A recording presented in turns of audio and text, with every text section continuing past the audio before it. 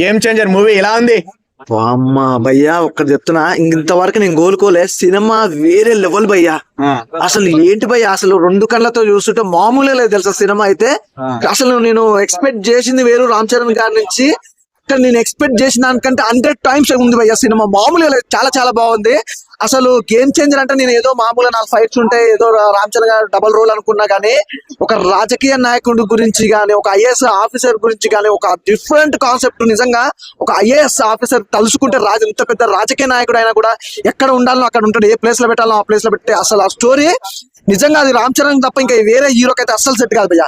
అంత బాగుంది స్టోరీ పరంగా కానీ, సాంగ్స్ కానీ, ఆ బ్యాక్గ్రౌండ్ మ్యూజిక్ కానీ, ఎంట్రీ షాట్స్ ఉంటాయి భయ్యా, హీరో ఇంట్రడక్షన్ అసలు ఆ పంచకట్టగిరిలో వేరే లెవెల్. క్లైమాక్స్ ఫైట్ అయితే నేను మళ్ళీ నాకు బాగా బాగా నచ్చింది ఏంటంటే క్లైమాక్స్ ఫైట్ కూడా భయ్యా. ఫైట్ ఎట్లా ఉంటుంది అసలు, ఆ కత్తి పట్టుకొని ఆ హెలికాప్టర్ నుంచి దిగుతుంటే నిజంగా చెప్తున్నా భయ్యా. క్లైమాక్స్ సినిమా మొత్తం చాలా సినిమాలు ఎలా ఉంటాయి తెలుసా, ముందు మొత్తం అయిపించుకుంటూ వచ్చి లాస్ట్ కోసాలుగా పండ పెడతారు.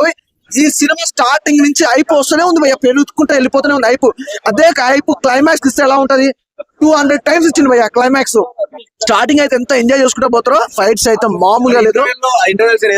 సూర్య మరియు ఐపీఎస్ ఆఫీసర్ రామ్ చరణ్ నా ఫైట్ సీన్స్ అవన్నీ ఎలా అనిపించారు? అదే కదా అసలు ఇంటర్వెల్ బిఫోర్ అది అసలు అది క్లైమాక్స్ లెక్క చూపించారు నాకు సినిమా. అది క్లైమాక్స్ లెక్క అనిపించింది నాకైతే. కానీ ఇంకా క్లైమాక్స్ తీసుకొచ్చింది భయ్యా.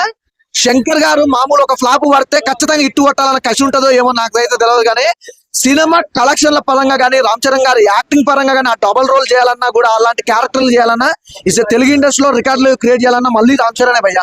అసలు వేరే లెవెల్. నాకు అసలు ఇద్దరు ముద్దుగుమ్మలు ఉన్నారు, ఆ ముద్దుగుమ్మలు నిజంగా ఏమన్నా ఉన్నారన్న హీరోయిన్లు. ఇద్దరు మంచి జోడి. అసలు సాంగ్స్, అసలు వాళ్ళిద్దరి మధ్య కాస్ట్యూమ్స్ కానీ, డైలాగ్ డెలివరీ కానీ, ఎవ్రీథింగ్ ఈస్ పర్ఫెక్ట్ భయ్యా. నాకు తెలిసి ఈ సంక్రాంతికి మొగుడు అంటే రామ్ చరణ్, అందులో ఎలాంటి డౌట్ లేదు. సలార్ కలికి రికార్డు బ్రేక్ చేసే ఛాన్స్ ఉంది అనుకుంటున్నారు? క్లియర్ చెప్తున్నా భయ్యా.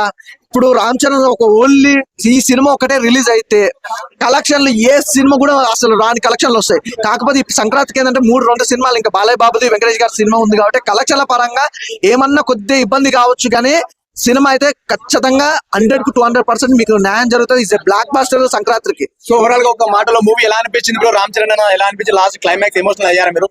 బద్దలు భాషంగా అయిపోతాయి బ్రో. సినిమా అలా ఉంది, అసలు డౌటే లే. మీకు టికెట్ పెట్టి మీరు సినిమా థియేటర్కి వెళ్ళారంటే ఖచ్చితంగా ఎంజాయ్ చేసి వస్తారు.